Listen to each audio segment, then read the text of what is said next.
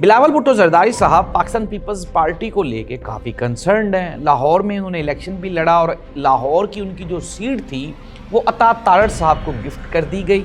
اور پھر اس کا اگر فارم 45 والے اگر دیکھیں معاملات تو بلاول صاحب دوسرے نمبر پر تھے لیکن پھر ان کو تیسرے نمبر پر لے جایا گیا. اچھا, بلاول بھٹو زرداری صاحب ناراض تھے نون لیگ کے ساتھ, حکومت میں بیٹھنا نہیں چاہتے تھے.